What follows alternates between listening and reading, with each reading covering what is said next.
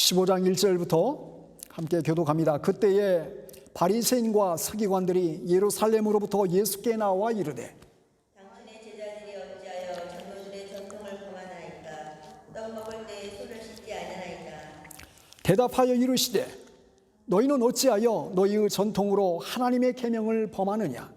하나님이 이르셨으되 내 부모를 공경하라 하시고 또 아버지나 어머니를 비방하는 자는 반드시 죽임을 당하리라 하셨거늘. 너희는 이르되 누구든지 아버지에게나 어머니에게 말하기를 내가 들에 유익하게 할 것이 하나님께 드림이 되었다고 하기만 하면 그 부모를 공경할 것이 없다 하여 너희 전통으로 하나님의 말씀을 폐하는도다. 외식하는 자들아 이사야가 너희에게 관하여 잘 예언하였도다. 일러스되 이 백성이 입술로는 나를 공경하되 마음은 내게서 멀도다. 사람의 계명으로 교훈을 삼아 가르치니 나를 헛되이 경배하는도다 하였느니라 하시고 우리를 불러 이르시되 듣고 깨닫으라. 입으로 들어가는 것이 사람을 더럽게 하는 것이 아니라 입에서 나오는 그것이 사람을 더럽게 하는 것이니라. 이에 제자들이 나와 이르되 바리새인들이 이 말씀을 듣고 걸림이 된 줄을 아시나이까? 예수께서 대답하여 이르시되 심은 것마다 내 하늘 아버지께서 심으시지 않은 것은 뽑힐 것이니 그냥 두라. 그들은 맹인이 되어 맹인을 인도하는 자로다. 만일 맹인이 맹인을 인도하면 둘이 다 구멍에 빠지느니라 하시니. 베드로가 대답하여 이르되 이 비유를 우리에게 설명하여 주옵소서. 예수께서 이르시되 너희도 아직 깨달음이 없느냐? 입으로 들어가는 모든 것은 배로 들어가서 뒤로 내버려 주는 줄 알지 못하느냐? 입에서 나오는 것은 마음에서 나오나니 이것이야말로 사람을 더럽게 하느니라. 마음에서 나오는 것은 악한 생각과 살인과 간음과 음란과 도둑질과 거짓 증언과 비방이니 이런 것들이 사람을 더럽게 하는 것이요 씻지 않은 손으로 먹는 것은 사람을 더럽게 하지 못하느니라. 아멘. 네. 제가 책을 한 권 가지고 나왔는데 이 책이 벌써 출판된 지가 20년이 된 책입니다. 1999년도에 한국에서 출판되고 나서 한국 사회에 많은 큰 센세이션을 일으켰던 책 중에 하나가 바로 공자가 죽어야 나라가 산다라는 책입니다. 이 책은 동양 문화의 기원과 또 갑골문 전공으로 박사학위를 받은 김경일 씨에 의해서 쓰여진 책입니다. 이 책의 요점은 한국 문화의 뿌리를 이루고 있는 공자의 유교 사상의 토대 위에 구축된 한국 문화가 고쳐져야 할 많은 부분들이 있다는 것을 말해주고 있습니다. 유교의 본산지가 중국인데 중국은 이미 공자 사상을 포기한 지 오래됐지만 한국은 여전히 사람 잡아먹는 유교 사상의 노예가 되었다고 이 책을 통해서 말해주고 있습니다. 저자는 이 책을 통해 공자의 도덕은 사람을 위한 도덕이 아니고 정치를 위한 도덕이었다. 또 남성을 위한 도덕이었고 어른을 위한 도덕이었고 기득권자를 위한 도덕이었고 또 심지어 조상을 위한 도덕이었다라고 지적을 하고 있습니다. 때문에 공자의 도덕을 딛고선 유교 문화는 지금까지도 한국 사회에 많은 영향을 끼치고 있다고 말을 하고 있습니다. 예를 들면 우리나라의 인도의 카스트 제도처럼 우리나라의 산업공상의 신문사회가 그런 의식들이 많이 자리 잡고 있습니다. 또 토론 부재를 하는 또 가부장적인 의식이 많이 있습니다. 심지어는 이선을 부추기는 군자의 논리로 모든 것을 합리화하려는 경향도 있습니다. 또 끼리끼리 협잡을 부르는 우리가 남이 가면서 혈연적인 폐쇄성을 주장하는 그런 분열들이 많이 있습니다. 또 여성차별부로 남성 우월 의식이 사회에 만연되어 있습니다. 뿐만 아니라 스승의 권위 강조로 인한 창조성이 말살되는 교육이 지금까지도 그 뿌리를 두고 있습니다. 이 모든 지대한 영향을 끼친 요소 중에 하나가 바로 공자의 그 유교 사상이 그 영향을 끼치고 있다라고 이 책의 저자는 말을 하고 있습니다. 이런 문화와 역사와 또 전통은 매우 소중하고 중요한 것입니다. 그러나 그 소중한 중심에 있어야 할 것이 하나가 있습니다. 바로 그것이 무엇입니까? 그것은 바로 사람이고 인간이라는 것입니다. 아무리 법이 좋아도 법을 지키기 위해서 법이 존재한다면은 그 법 때문에 사람의 인권이 무너지고 그 법 때문에 사람이 많은 어려움을 당하고 피해를 당한다는 것은 좋은 법이 결코 아닌 것입니다. 마찬가지로 전통에도 그 중심에 누가 있어야 됩니까?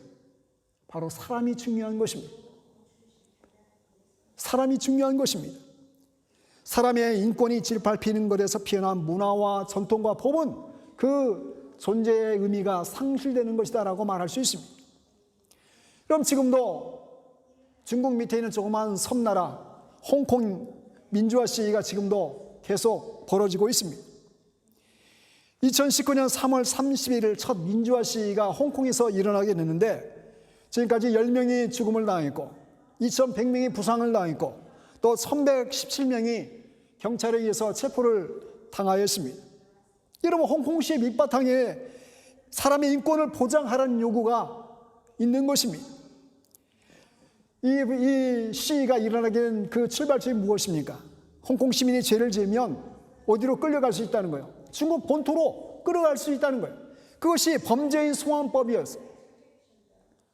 이 내면을 알고 있었던 홍콩 시민들은 자기들의 정당한 인권을 보장받기 위해서 데모를 시작하고 지금까지도 아직 이 일들이 해결되지 않은 상태 속에 있는 것입니다. 오늘 본문에도 인간의 전통을 앞세워 인간을 전통의 포로가 되게 하려는 모습을 오늘 본문을 통해서 우리에게 보여주고 있습니다. 이에 대해서 예수님은 하나님의 율법의 본래의 의미를 깨닫는 것이 중요하다고 오늘 말씀을 통해서 우리에게 주시고 있습니다. 예수님께서 공생의 사역을 하시던 당시에도 잘못된 전통과 관행으로 하나님을 믿던 사람들이 있었습니다. 그들은 자신들만이 어느 누구보다도 하나님을 잘 믿고 잘 하나님 율법에 순종하며 살고 있다라고 생각했던 사람들이었습니다.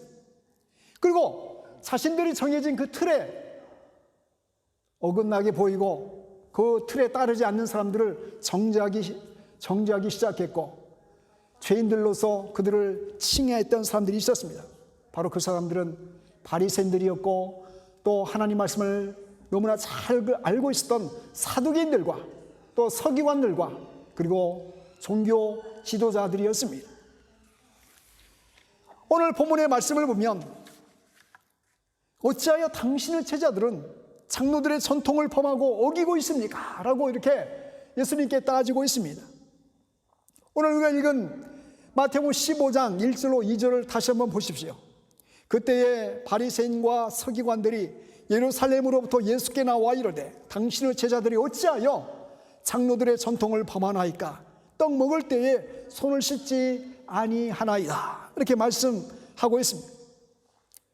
평소에 예수님에 대해서 못마땅하게 생각했던 바리새인들과 서기관들이 멀리 예루살렘에서 갈릴리까지 지금 쫓아왔습니다. 그리고 그들이 뭐 잘못한가 없나 하고 잘못한 점을 찾아내려고 했었어요. 그런데 드디어 예수님의 제자들이 손도 씻지 않은 그 손으로 음식을 먹는 장면을 목격하게 된 것입니다.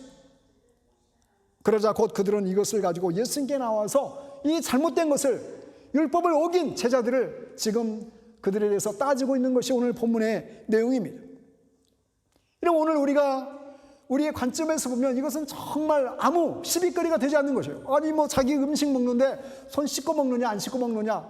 식당에서 만약에 손 안 씻고 먹는 사람들이 주인이 당신은 손 안 씻었으니까 나가시오 하면은 어떻게 되겠어요? 가게가 다 문 닫을지도 모르죠. 손님이 다 뚝뚝 끊어질 것입니다. 화장실에 가서 손 씻고 와야 우리 식당은 음식을 대접합니다. 이렇게 하는 그런 식당이 있습니까? 다 개인 프라이버시에 관한 것이에요. 손을 씻든 손을 씻지 않든 현대사회에서는 그게 중요한 것이 아닙니다. 그러나 2000년 당시 유대인들의 종교적 전통에 따르면 이것은 매우 중요한 이슈였어요. 반드시 음식을 먹을 때는 손을 씻고 먹으라는 율법 조항이 있기 때문에 그것을 씻지 않으면 손을 씻지 않으면 어떻게 되는 거예요? 율법을 어기고 마치 죄인처럼 식사를 하는 것과 마찬가지인 것입니다. 그들은 그 당시에 음식을 먹기 전에 반드시 손을 씻고 그리고 밖에서 시장이나 다른 밖에서 집에 들어와서는 반드시 물을 뿌리고, 그리고 자기의 그 세간살이 가운데 잔과 주발과 녹그릇을 씻은 다음에 거기다가 음식을 담아서 먹는 전통과 그런 습관들이 있었던 것입니다. 여러분, 우리는 언제든지 이 본래의 의미하는 그 목적을 우리가 생각을 해야 됩니다. 원래 성결교회의 그 원천은 제사장들이 성전에 들어갈 때에 거룩함의 의미로 물두멍, 물 씻는 그릇에서 뭘 씻습니까? 손을 씻고, 이 손을 씻는다고 하는 것은 많은 의미를 내포하고 있어요. 단지 손이 지저분하게 손만 씻습니까? 그렇지 않습니다. 손을 씻는다고 하는 것은 내가 손 씻음과 같이 내 마음도, 내 생각도, 내 추함도 이렇게 하나님 앞에 나가기 전에 내가 손을 씻습니다라는 의미가, 손 씻음의 의미 가운데 담겨져 있는 것입니다. 그러면 여러분이 물어봅니다. 손 씻는 것이 중요합니까? 안 씻는 것이 중요합니까? 어떤 것이 더 소중합니까? 여러분, 손 씻으라고 했으면 손 씻는 게 중요한 것이죠. 그런데 이 인간의 제도는 형식과 함께 내용이 완전히 분리될 수가 없다는 것이죠. 내용 속에 뭐가 담겨 있어야 됩니까? 형식이 담겨져 있어야 하고, 형식 속에 내용이 담겨져 있을 때에 그 의미가 잘 전달이 되는 것입니다. 그런데 오늘 이 유대인들에게 보여지는 그 형식과 내용은 분리가 되어버렸어요. 그래서 그 분리된 것으로 인하여서 특별히 종교 지도자들은 그것으로 자신의 그 잘못됨을 가리는 그 일들을 하게 된 것을 보게 됩니다. 여러분, 이스라엘 당시 예수님이 복음을 전했을 때에 그 당시에 보면 그 당시에도 여전히 많은 구전된 법률들이 있어요. 구전된 율법 조항들이 많이 있었습니다. 그것을 모아놓은 것이 바로 미시나집이라는, 미시나. 이 말을 다른 말로 율법의 울타리다라고 이렇게 이야기를 합니다. 율법을 잘 지키기 위해서 어떻게 하는 거예요? 거기에 여러 가지 각주를 달고 커멘테이터를 하고, 그러면서 어떻게 하면 그 율법을 더 잘 지킬 수 있을까? 세부 조항들을 디테일하게 더 추가시키고 하다 보니까 많은 분량의 그러한 미시나들이 생겨나게 되었습니다. 유대 종교 지도자들의 눈에는 제자들이 음식을 먹을 때에 손을 씻고 먹지 않는 것이 결코 이것은 그냥 넘어갈 수 없는 중대한 문제처럼 보여졌던 것입니다. 여러분, 유대 종교 지도자들은 하나님 말씀을 잘 모르는 일반 백성들에게 그 말씀을 잘 가르치기 위해서 세부조항들을 계속해서 만들었습니다. 그래서 하나님께서 모세에게 몇 가지의 그 율법을 줍니까? 10계명을 줍니다. 10계명, 10가지 계명을 주셔요. 근데 이 10가지 계명이 점차 가지를 쳐가지고 몇 가지로 늘어나게 됩니까? 613가지로 늘어나게 됩니다. 248가지는 이렇게 하라, 이것을 지켜라, 이것을 순종하라 하라는 것이에요. 그리고 나머지 365가지는 이것은 하지 마라, 이것은 하면 안 된다라는 금지 조항입니다. 그래서 이런 금지 조항 하지 마라는 것을 또 이제 디테일하게 모아놓은 책들이 탈무드라는 책입니다. 탈무드. 그래서 이 탈무드에 보면 이렇게 기록을 하고 있습니다. 모세의 율법은 물과 같고, 미시나는 포도주와 같으며, 탈무드는 이 세상에서 가장 향기로운 향료를 넣은 음료와 같다. 좀 율법과 미시나와 탈무드, 이 율법에서 시작돼서 점점 미시나를 거치고 또 탈무드를 거치면서 많은 시행세칙, 해야 될 것, 하지 말아야 할 것이 살점이 붙고 더 많은 조항들이 삽입돼 가지고, 그러면서 탈무드에는 오히려 율법 그 자체, 그걸 지키는 것보다도 탈무드에 기록된 그 세부 조항들을 더 지키는 것이 더 중요하다, 이렇게 발전하게 되는 것입니다. 여러분, 그러다 보니까 어떻게 됩니까? 하나님께서 원래의 의미의 그 율법을 통해 주시고자 하는 그 원래의 목적, 원래 그 목적이 바뀌어지게 되는 거예요. 원래의 목적보다도 다른 그 목적으로 대체되는 그러한 일들이 벌어지게 되는 것입니다.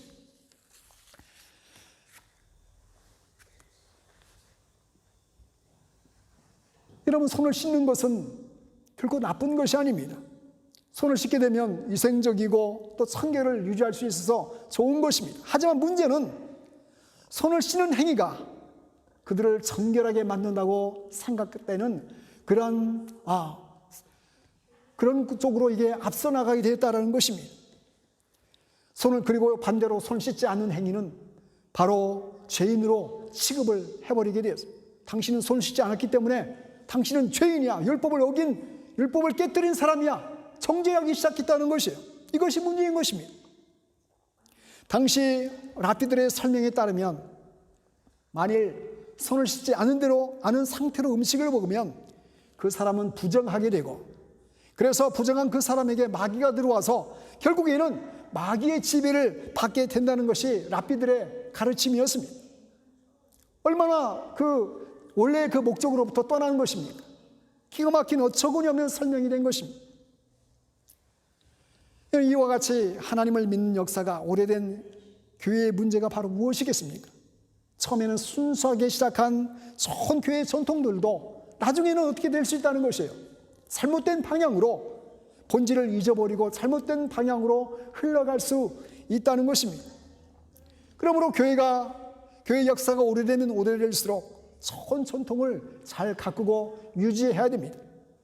그럼에도 불구하고 혹시 그 의미나 본질을 잃어버리고 잘못된 전통을 지키고 있지 않은지를 매일 돌아봐야 될 그런 필요가 있게 된 것입니다. 그래서 개혁주의자들, 리포머들이 말하기를, 리포머들은 이야기합니다. 언제 날마다 우리가 새로워져야 된다. 개혁되어야 된다.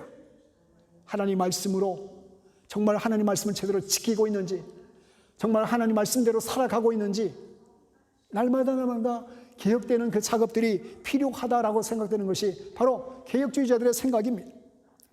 여러분, 한국교회의 좋은 전통이 뭡니까? 바로 술, 담배를 하지 않는 좋은 전통이 한국교회에 있습니다. 여러분, 술, 담배 하지 않는 전통은 한국교회가 계속해서 지켜나가야 될 어떻게 보면 좋은 전통이에요. 우리가 하다못해 영국이나 아니면 유럽 칸트리에서 이게 술 마시고 담배 피고 하는 것은 그냥 전혀 문제가 되지 않습니다. 심지어는 예전에 스펄전 목사님도 설교 준비하면서 담배를 피고 하나의 그 커피를 마시듯이 그런 적이 있기 때문에, 영국 교회도 어떻습니까? 무슨 파티 같은 거 하면은 여기 보면 창고에 와인이 엄청 많이 있습니다. 다 우리 음료수 마시듯이 티나 커피 마시듯이 와인 이게 다 마시지 않습니까?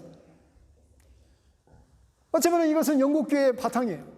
그러나 한국교회가 가지고 있던 술 또 담배를 이렇게 멀리하는 것은 좋은 전통 중에 하나입니다. 그러나 만일 술 마시는 문제로, 담배 피는 문제로 인해서 만약에 초신자를 갖다가 교회 다니는 사람이 담배 펴, 교회 다니는 사람이 술 마셔 그런다고 이게 정죄를 하게 되고, 그것이 정말 만약 그것 때문에 상처받아가지고 교회를 떠나게 된다면은 오늘 본문에 나오는 바리새인과 사두개인과 서기관들과 전혀 다를 바가 없는 본질을 잘못 이해한 사람일 수 있다는 것입니다. 우리 교회도 노방전을 하지만은 예전에 사역했던 레인스파크 교회도 한시만 되면 레인스파크 스테이션 앞에서 노방전들을 갔습니다. 노방전을 매일 레귤러하게 참석하는 사람이 당신은 어떻게 성도가, 집사가 또 장로가 노방전도 참석 안 해 하면서 그것 때문에 정죄를 한다고 한번 생각해 보세요. 노방전은 좋은 전통이지만 그러나 그것 때문에 마음이 실족하게 되고 상처를 받게 된다면은 그것은 그 본래의 의미를 잃어버리는 것입니다.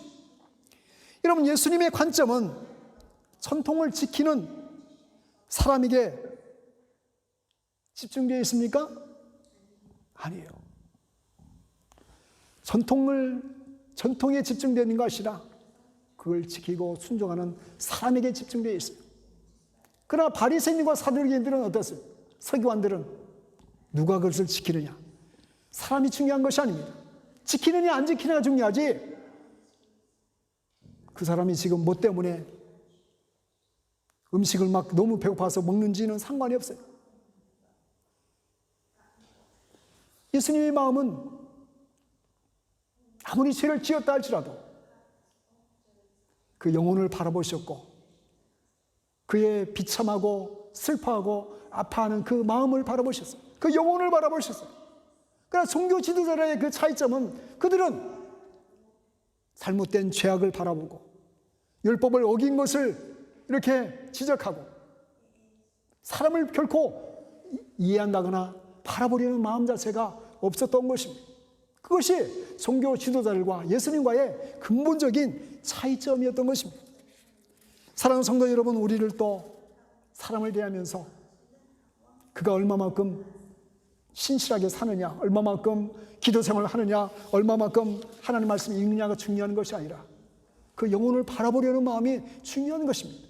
그렇지 않으면 교회에 집사라는 사람이 하면서, 교회에 뭐 이게 몇 년 다녔다는 사람이 하면서 그 사람을 비난하기 쉬울 가능성이 많기 때문인 것입니다. 오늘 예수님은 하나님의 계명으로 돌아가라고 말씀하십니다. 우리 같이 한번 7절, 8절, 9절 말씀을 같이 한번 읽어봅니다. 외식하는 자들아, 이사야가 너희에 관하여 잘 예언하였도다. 일러스되 이 백성이 입술로는 나를 공경하되 마음은 내게서 멀도다. 사람의 계명으로 교훈을 삼아 가르치니 나를 헛되이 경배하느노다 하였다. 예수님은 외식하는 자들을 향하여 말씀하시면서 입술과 마음을 대조하여 말씀하고 있습니다. 입술로는 하나님을 공경하는 것 같고 하나님을 사랑하는 것 같고, 그런데 어떻다는 것입니까? 마음은 전혀 그렇지 않다는 것입니다. 그리고 마음이 닿지 않는 예배의식은 예수님께서 헛된 것이다, 헛된 것이다 라고 말씀하고 있습니다. 한마디로 우리가 소위 말하는 립서비스다.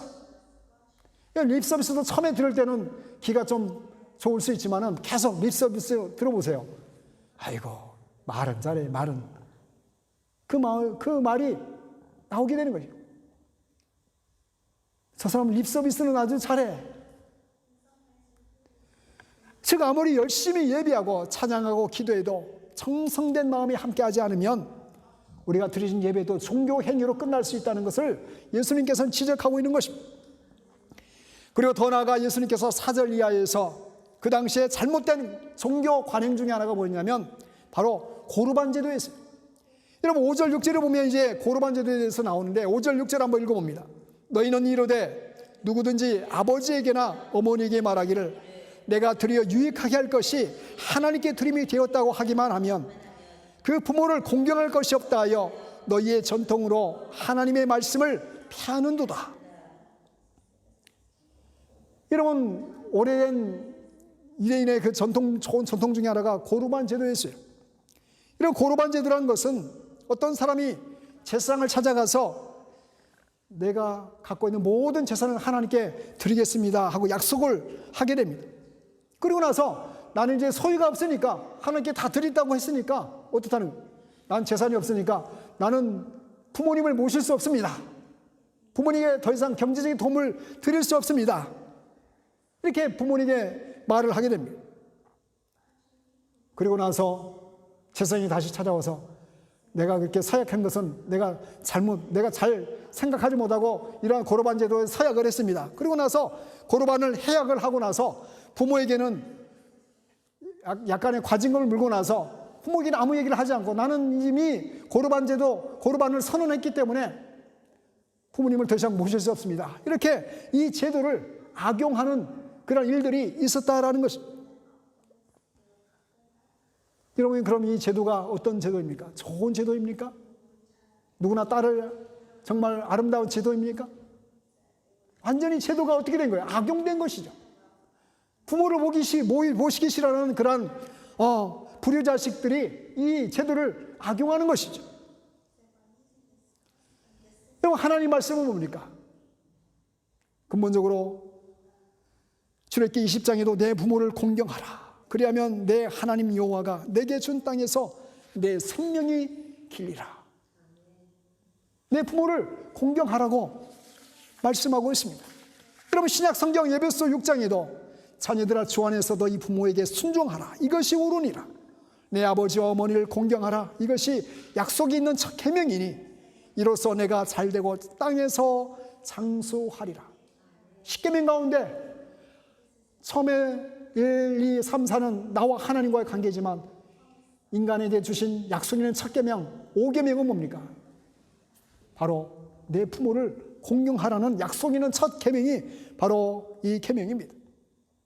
예수님께서는 전통을 악용하여 성경을 폐하는 것을 용납하지 않으셨습니다. 그래서 예수님은 바리새인들에게 자신들의 유전으로 하나님의 말씀을 폐하고 있다라고 그 잘못됨을 지적하신 것입니다. 사랑하는 성도 여러분, 이런 많은 제도들이 교회 가운데 생겨날 수 있습니다. 그러나 이 제도가 잘못되면 이 고로만 제도처럼 그 제도를 교묘하게 악용될 수 있다는 거예요. 그래서 우리는 언제든지 하나님의 말씀의 그 본질적인 그 의미를 찾는 그런 자세가 필요한 것입니다. 마지막으로 예수님은 사람을 추하고 더럽게 하는 것이 무엇인지를 말씀하고 있습니다. 바리새인들을 책망하신 예수님은 이제 무리들과 제자들에게 사람을 진정으로 더럽게 하는 것이 무엇인지를 17절로 18절에 이렇게 말씀합니다. 같이 한번 보십니다.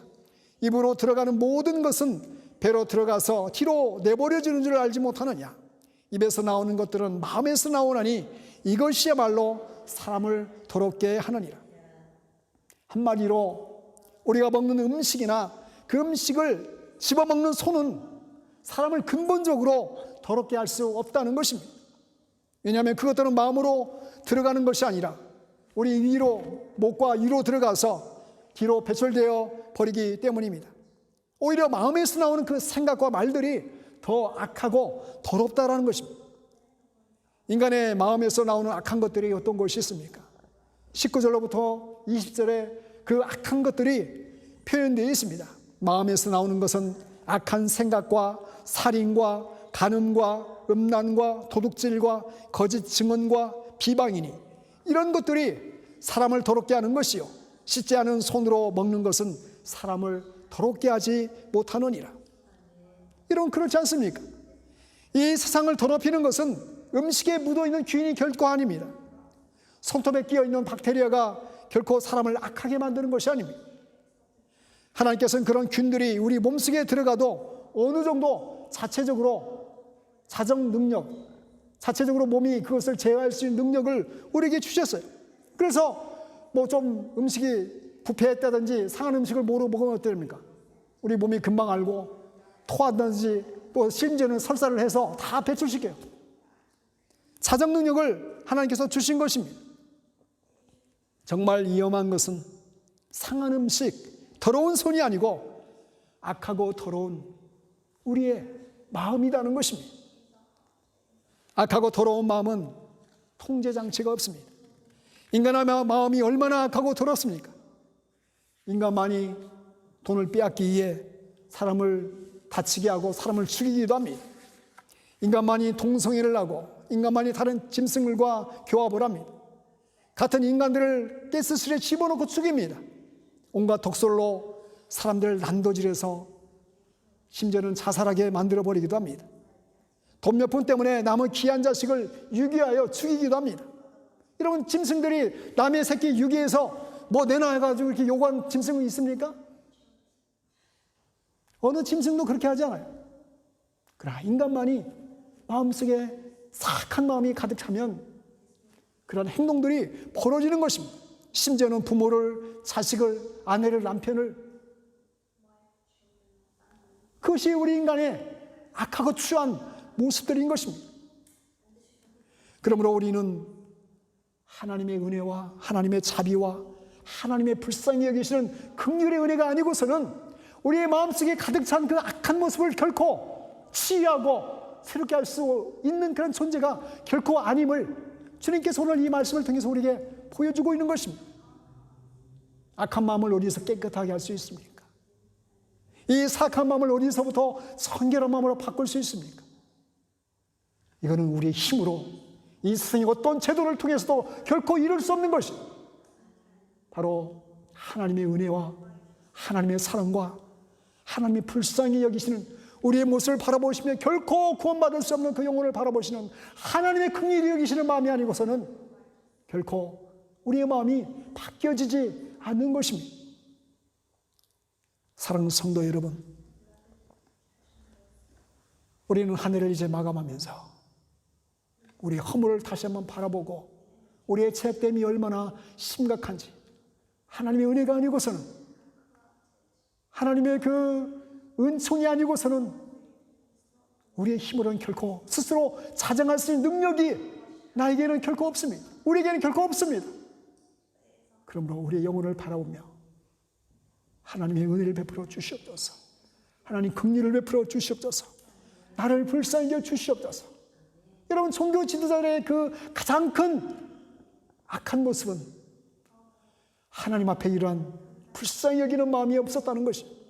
그래서 예수님께서는 상기나 또 세리요나 그 당시에 손찌검 당했던 저 악한 죄인들 하면서 무시당했던 사람들은 자신의 죄를 이렇게 지적받았을 때 나는 죄인으로소이다 하고 고백했는데, 바리새인들은, 서기관들은 하나님 말씀을 많이 알고 있었지만은 결코 회개하는 그런 모습을 보여주지 않았던 것입니다. 우리 마음속에 이러한 회개의 은혜가 임하기를 원합니다. 우리 마음속에 하나님의 터치하시는 놀라운 은혜의 손길이 우리 마음속에 가득하기를 원합니다. 그래서 우리가 어떤 남에게 보이는 그런 큰 허물과 잘못을 먼저 바라보기 전에 내 자신 속에 꿈틀대는 이 약한 모습들을 바라보면서, 하나님, 이 사람의 허물보다도 내 속에 있는 그 허물이 더 큰데 남의 허물이 더 커 보인다고 착각하는 이 모습을 불쌍히 여겨 주시옵소서. 그런 은혜가 우리 마음속에 임하기를 간절히 주님의 이름으로 축원을 드립니다. 우리 이 시간 한 3분 정도 우리 자신을 바라보면서, 하나님, 우리의 종교 지도자들처럼 허물로, 죄악으로, 연약함으로 있는 사람들을 쉽게 정죄하고 쉽게 그 허물을 들춰내는 것을 기뻐하며 살고 있지 않았는지, 하나님, 우리 자신을 바라보게 도와주시옵소서. 하나님의 마음을 감찰하시고 마음을 살피시는 하나님이라고 하시는데, 하나님, 내 속에 있는 그 마음을 하나님께 올려드립니다. 정직한 영으로 채워주시고 진리의 영으로 충만하게 하여 주셔서 하나님 아버지, 순결하게 깨끗하게 하나님의 은혜 앞에 나가시도록 은총을 베풀어 주시옵소서. 그런 마음으로 우리 자신을 바라보며 불쌍히 여달라고, 하나님의 은혜를 베풀어 달라고 이 시간 한 3분 정도 우리 영혼을 바라보며 함께 기도하도록 하겠습니다.